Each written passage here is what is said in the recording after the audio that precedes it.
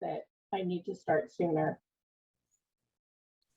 Okay, thank you. That brings us to Saria has joined us, and Tim Adams is already here. So Saria, you are on for introducing our guest speaker tonight. Thank you, Heidi. Thank you. Can everybody hear me? Awesome. Awesome. Tim Adams is a history-making entrepreneur, public servant with more than 30 years of experience in business and government and philanthropy. On November 18, 2019, he was sworn into a 4-year term as mayor of the city of Bowie, Maryland. Tim is the first African-American to be elected to mayor in the 138-year history of the city of Bowie, which is perhaps one of the biggest municipalities in Maryland.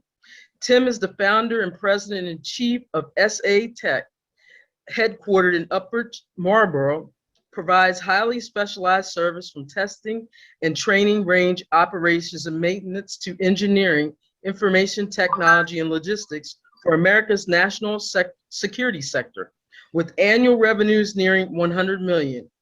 It's on the list of the nation's largest Black-owned businesses as developed by Black Enterprise magazine. And SA Tech has also been recognized by Washington's Business Journal as one of the 10 leading minority-owned companies in Greater Washington region. Tim is also a proud HBCU graduate. His Bachelor's of Science degree is from Xavier University. His MBA is from the University of New Orleans. He's received an honorary doctorate of business from Bowie State in 2017. He's a lifetime member of Omega Psi-Phi. He's been inducted in the Hall of Fame of the Mid-Atlantic region. In 2013, he's been inducted in the Chamber of Commerce Hall of Fame in Maryland. And just about, I mean, he's gotten so many credits in terms of his business acumen, but he came, as I say, from the bottom, and now he's here. This man is so qualified. I don't know anybody more qualified for this position than him. And so he is my friend, and I want you guys to really listen to everything he has to say and then ask him every question, because I know he's gonna answer every one of them. My friend, the Honorable Tim Adams. Hey, thank you so very much. I was trying to figure out who that guy was you were talking about.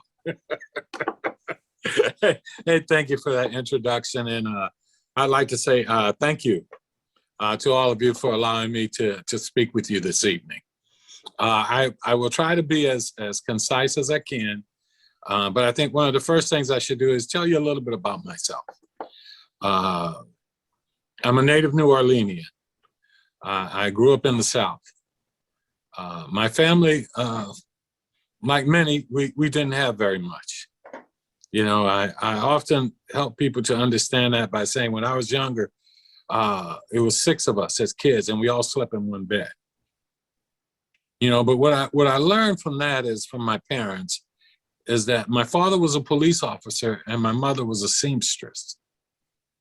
And they were always willing to help. As you can imagine, we got a lot of knocks on the door because of my father, even being in law enforcement, but people who needed help and guidance. And no matter what time it was, my parents always opened the door. And they always sat down and talked to people. So it taught me what community was really about. And that was always about helping people, about being willing to open the door and really to talk to people and see what you could do. My parents gave me a good, strong idea of what a work ethic was, as well as how education can help. And as you heard, I was fortunate enough to go to Xavier University in New Orleans. I did a co-op as a chemist with US Customs for a year. And I learned then that I didn't want to spend my life in the lab, which is why I then, once upon graduating, I went to the University of New Orleans and got an MBA. And from there, I went to the West Coast and I started doing some finance. But I got recruited into the aerospace, i.e. the defense industry. And so folks took me under their wings and they taught me about weapon systems and support equipment. And from there, the trunk of my car, I started Saytech, my business. Now, 30 years later, from me truly, literally starting out of the trunk of my car, as you were just told in that wonderful introduction, I have one of the largest Black-owned businesses in the nation, operating out of 22 different states. At any time, I have people all around the world. Every day, hundreds and hundreds of men and women put on my Saytech badge and go out and do national defense and national security. We play a very important role in trying to keep our nation safe and secure. And I'm very proud of that. I've dedicated my entire adult life to supporting the men and women in uniform. And so, as we say, we support the warfighter. And again, I'm so very proud of that. Along that way, it's taught me a lot about executive leadership, senior leadership. I know what it is about understanding budgets and building them, and what it is to manage billions of dollars over the years. And I understand what it is to have a very large, diverse workforce. And so I learned all those things in the private sector as a businessman. But then I was also asked to run for mayor for the city of Bowie. And when many people said it could never happen, it did. And I'm so very proud of having had that opportunity now to serve as the mayor of the city of Bowie. But what that also gave me was an opportunity to see the public sector side, to continue to help, to understand, to develop the skill sets, to understand and make sure we understood how important it is to keep that AAA bond rating, how important it is to make sure that we really make sure that we answer the question of what do people want. I think too many times people try to tell our citizens and tell us what we want and what we need, as opposed to listening to us as to what we want and what we need. And so having melded between that executive experience and all that I did in the private sector, as well as the experience I have on the public sector with the mayor, makes me uniquely qualified for the position of comptroller. And the three things that I'm really focusing on there is financial accountability, economic justice, and change. When I talk about financial accountability, I just want to make sure that we make sure that everybody pays their fair share. What I mean by that is that, you know, we have a lot of people who don't seem to be paying their fair share of their taxes, just being very candid. We need to make sure that the large corporations and the international corporations pay their fair shares. We need to make sure that the tax burden isn't just placed on the shoulders of the hardworking men and women of the state, but that everybody pays their fair share. Now, there are ways we can help to enhance that, but without getting into that right now, I'll move on to the second part of that, and that's economic justice. And when we talk about economic justice, we're talking about making sure that we stop all of these sole source contracts. We're all aware of the Board of Public Works. And if you're not, there are three people who vote on the Board of Public Works, and that awards all the contracts, the very large contracts in the state. And those three are the governor, who you find a lot of times is responsible to his party or whoever elected. You have the treasurer, who's responsible basically to the legislature because they elect him and put up who they want as treasurer. And then you have the comptroller, who should really be that independent voice for the residents and the citizens of Maryland. That independent voice is one that really is the swing vote on a lot of things that come before the Board of Public Works. And that's why I'm running, because I want to make sure that there is an independent voice there that speaks out and helps all of us, and not just centered on Baltimore and other areas where there's just so much economic and political strength. Now, understand, I'm a political outsider. And what I mean by that is, you know, I've always spoken my mind. I've always been very independent, and I've always tried to do what was right by people. You know, so I'm focused on doing that. When we talk about the Board of Public Works, we want somebody who is going to make sure that we stop all of these sole source contracts that we continue to do, that we stop doing all these retroactive contracts. And what I mean by that is contracts that they award to people before they even get to the Board of Public Works, and then expect the Board of Public Works just to sign off on. We've got to stop getting all the waivers we get, where they say they can't find women-owned businesses or minority-owned businesses because they don't know where they are. Well, we've got to make sure that we tell them where they are. Now, understand, I've been dealing with contracts for over 30 years. That's a major part of what I do in the defense industry. And I've been fighting for small businesses and others over those 30 years. And that's the success and the knowledge I have. Because it takes someone to really understand, for lack of a better way to put it, the games that people play with a lot of those contracts. And those who come in and say they've got a great subcontracting plan for women-owned businesses and other, but then they never give them the business. Well, you need somebody who's going to be an advocate to make sure that they do that. And someone who understands that you have to advocate on the front end, and you can't wait till things just get to the Board of Public Works. I've been doing that for over 3 decades.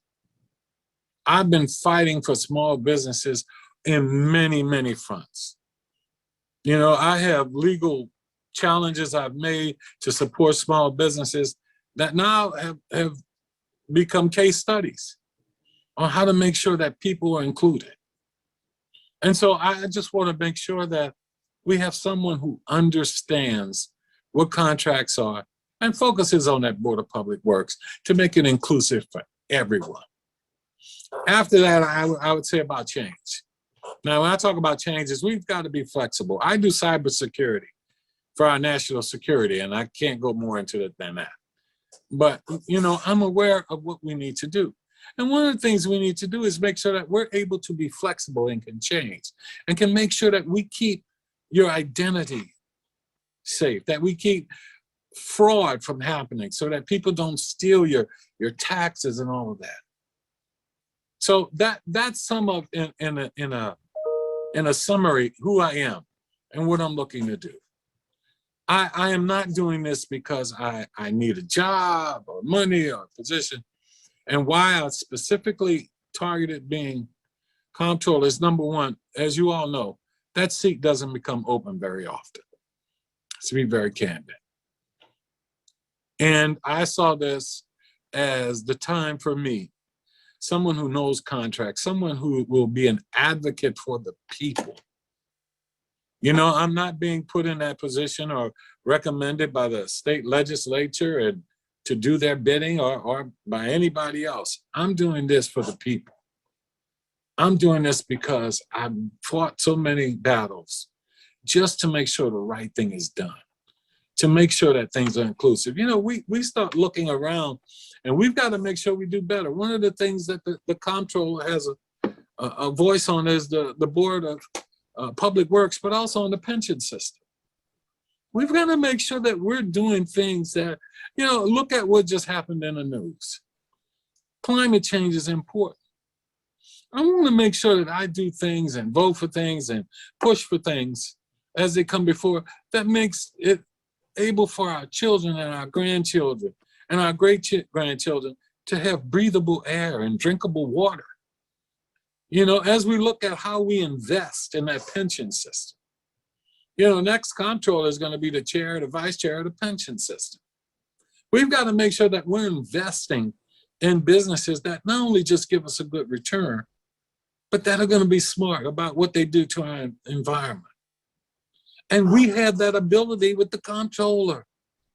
We can do that. Those are the kind of things that I want to see done. That's why I'm running. Because I can be independent. I'm not part of the establishment. I'm not controlled by the governor or anybody else. I'm not controlled by the legislature. I'm not their handpicked candidate that will just go along with whatever they say. Who I am is that individual who really just wants to see what's best for Marylanders. I want to see what's best for us. And more importantly, I truly believe I am the best qualified candidate for this. my experience both in the public and the private sector, my ability to work with people from all walks of life, my struggles, my resiliency. For those who don't know, I'm in a wheelchair. You know, but that hasn't stopped me, because I understand that it's just about being true, being transparent, and just making sure that you do the right thing for the right reason. And that's why I'm running. And that's what I want to do. I want to make sure that Maryland has a comptroller who cares about our environment, who cares about our youth, who cares about all of us, but also keeps an eye on what's going to happen for those coming behind us. That's who I am. And I'm doing this not for position, not for money, not for anything other than because it's that time. I have the knowledge, the experience, the ability.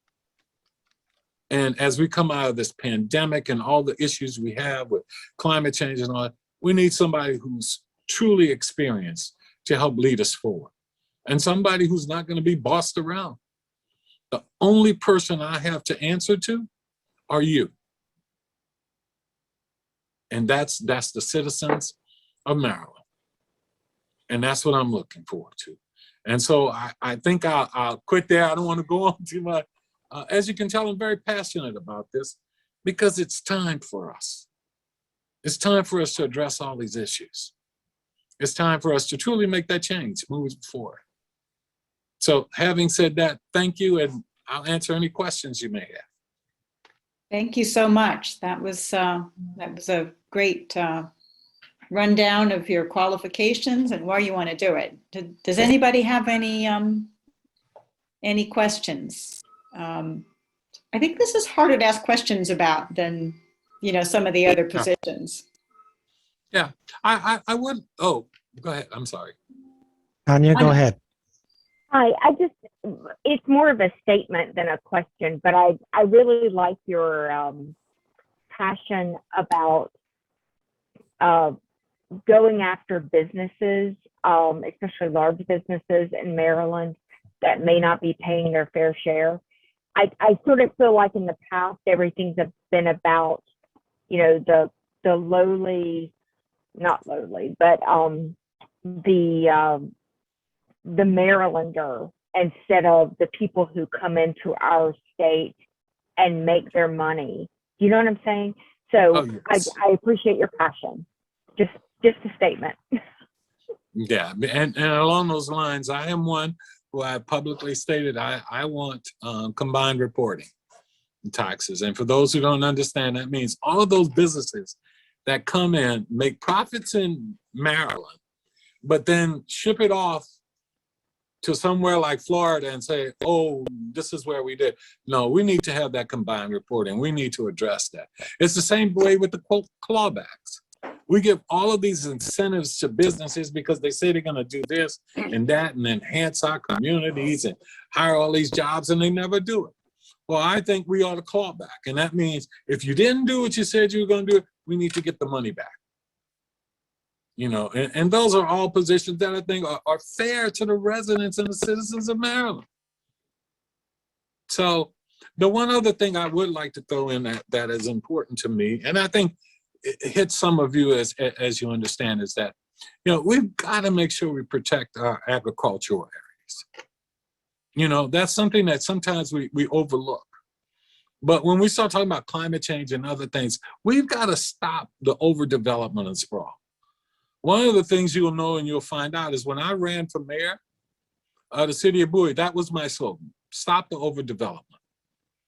And that's what I believe. I think we can support our agricultural industries and all of those things, because what that does is that keeps the open spaces. That keeps us from having too much development. You know, and it's a way of life. It's who we are. It's how we feed. You know, I've as you can tell, I've been up that way. That's some of the best produce you can get anywhere.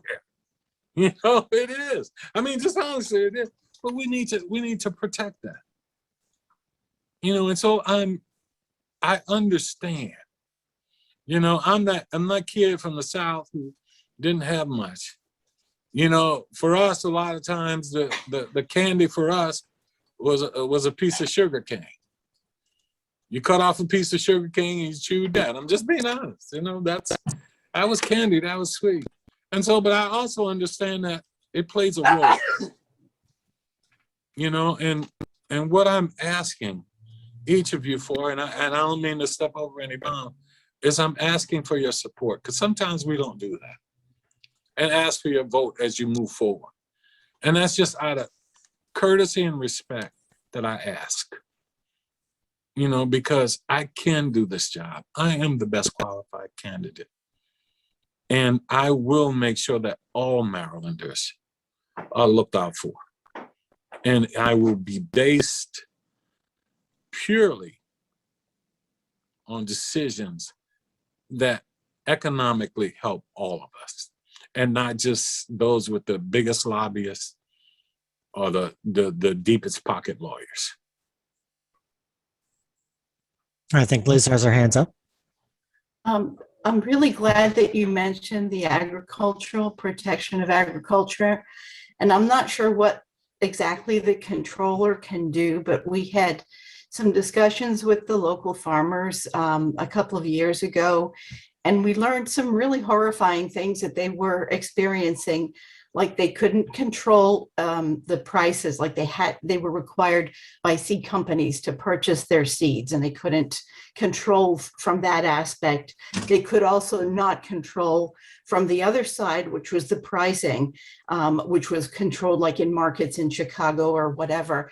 And they didn't have a lot of leeway, like the dairy farmers couldn't sell things to local markets if they wanted to, Right. like outside of a certain, they had to put all of the milk went into some big vat somewhere. I don't know.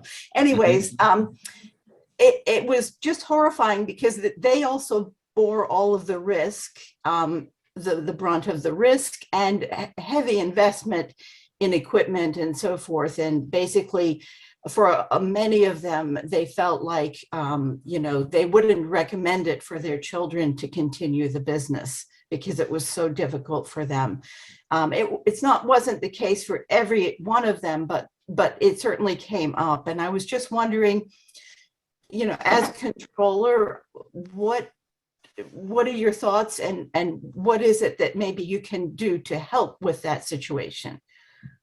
Well, with that's one of those things where you have to advocate for it within the agencies as they go. But going back to your first statement, one of the things that the controller votes on is on permits. When they start talking about permits for land use on different areas and all, particularly those that have had wetlands or that have coastal areas and all, that comes before the Board of Public Works at times on some of the large contracts, but also the contract, they have to vote on whether or not they approve some of those.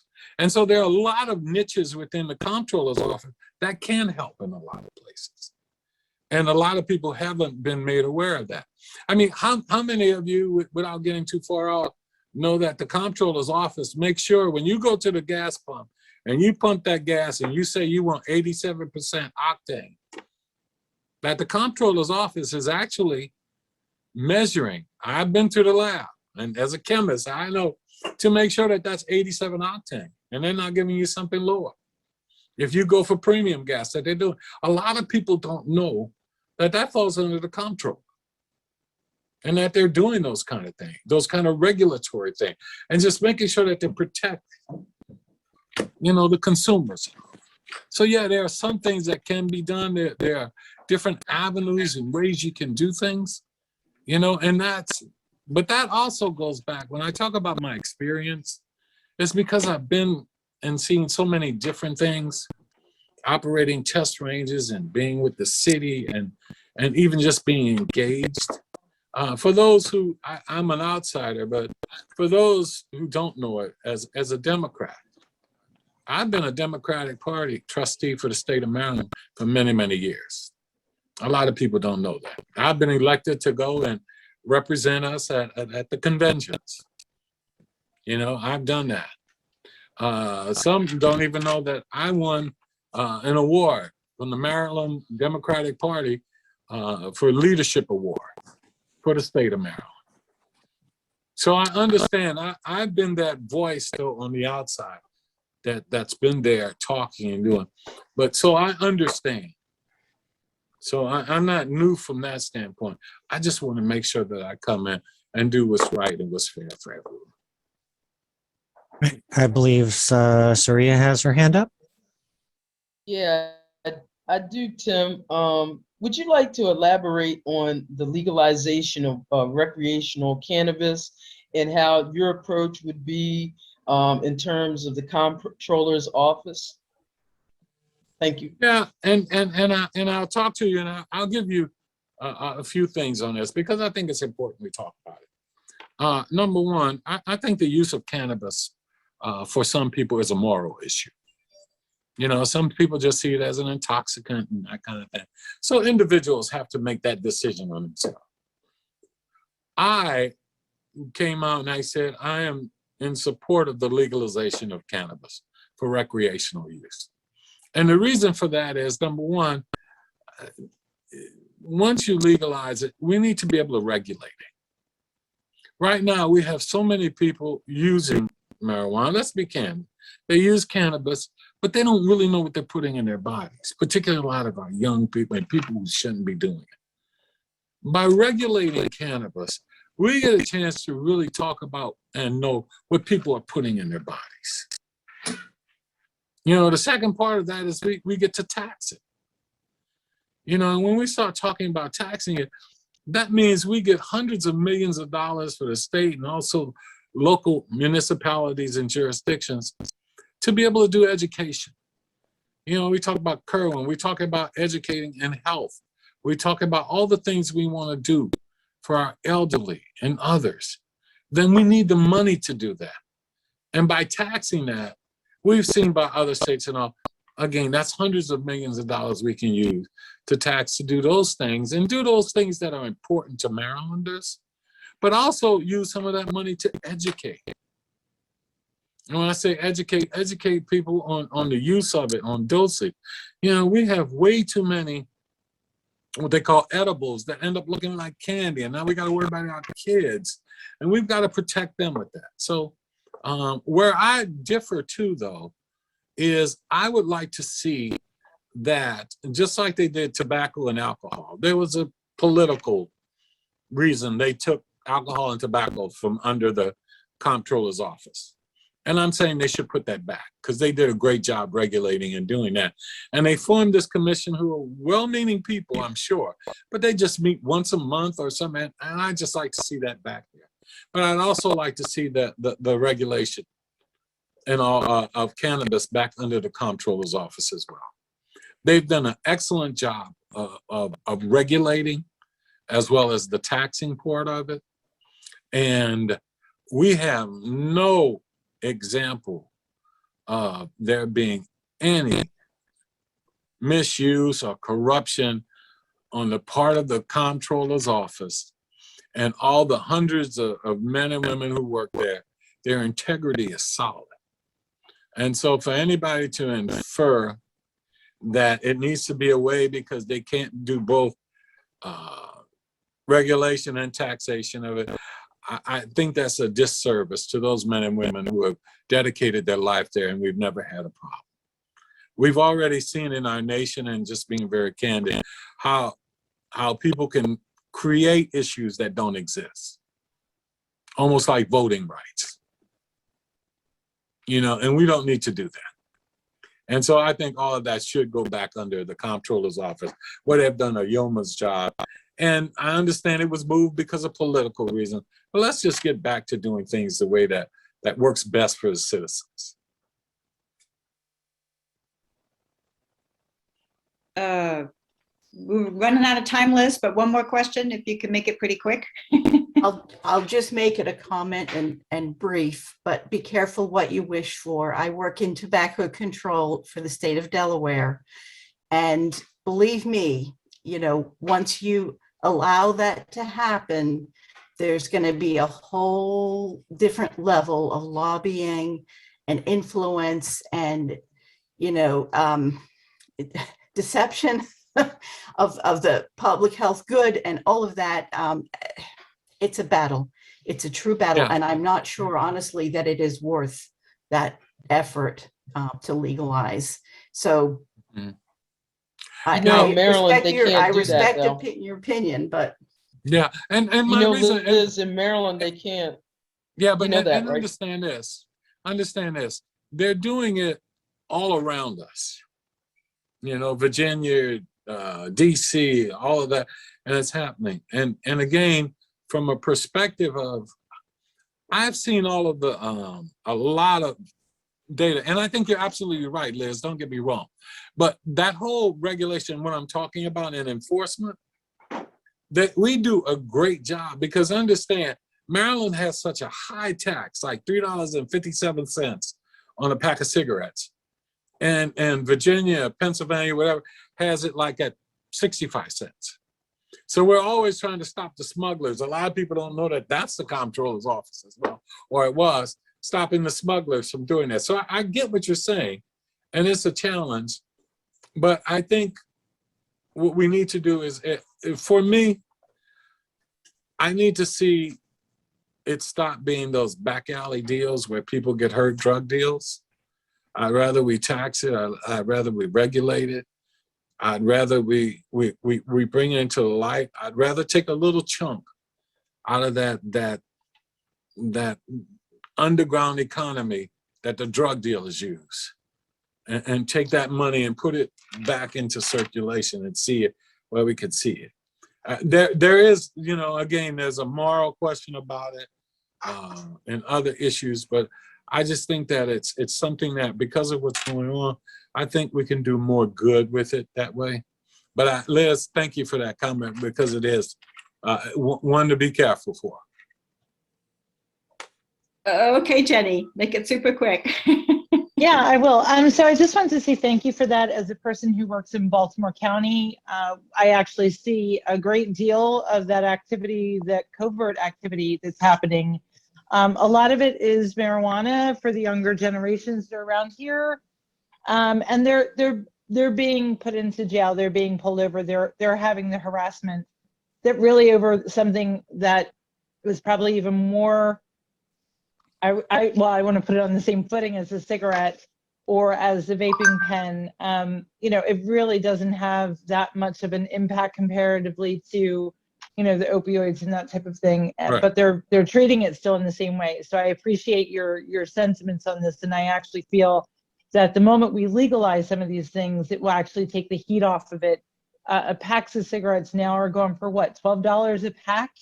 Yeah, You know, so- ridiculous. I mean, I used to smoke. Let me tell you, when I heard that price tag, I was like, I'm so glad I'm not smoking anymore. And I think that, you know, a lot of the drugs will actually go the same way. It will go back out into the elitist kind of thing, you know, where only the wealthy of the wealthy are going to be doing those kinds of vices because they're the only ones who could afford it. So that's number one.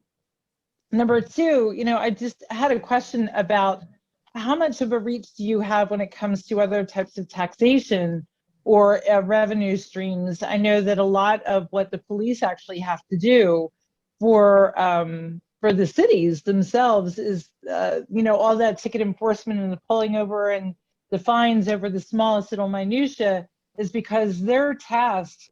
And this was actually from a chief of police. I won't say what county. It's not Baltimore, but I won't say what county. They are tasked to actually raise revenue for their county and for their city, and that's happening through those, you know, stops and through, you know, a tag light being out or you know, tag light being out kind of things. And I wonder if that's something that you could speak to. Is it something that would be within your reach to address?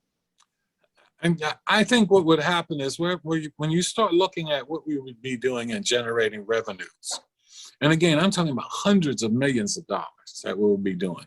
It would eliminate some of those issues, and it would eliminate some of the things that are happening to some of our young people. And let's just be very candid. A lot of people don't understand.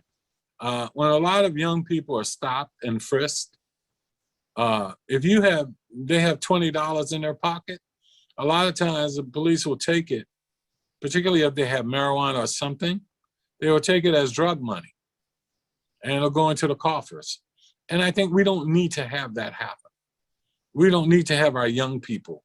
I think you were talking about that, Jenny, that we make that such a drastic issue. And we put our young people in such a position of where they can get hurt. Bottom line.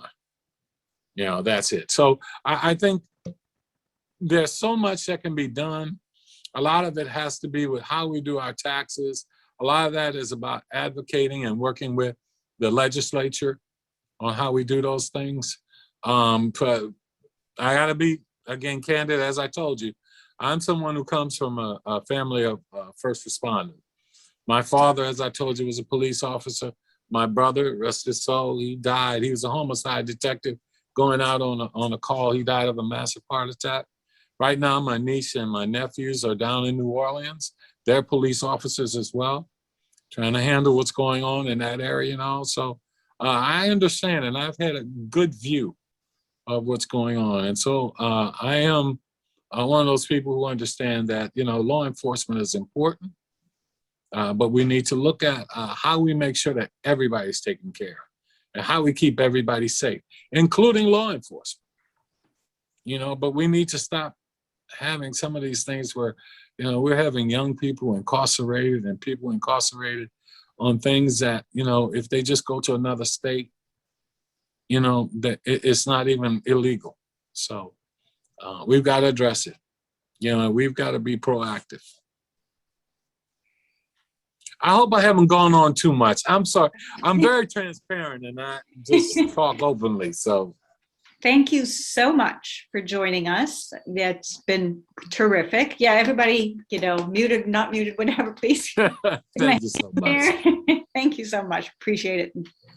And if you need anything, and I got to put my plug, bear with me. If you choose to, go to timadams.org and you can find out more about me. All righty? Hey, thank you again for allowing me to be with you this evening. Please stay safe. You know, we still have some challenges here. And I look forward to hopefully having an opportunity to talk to you again in the near future. All Come back right. anytime.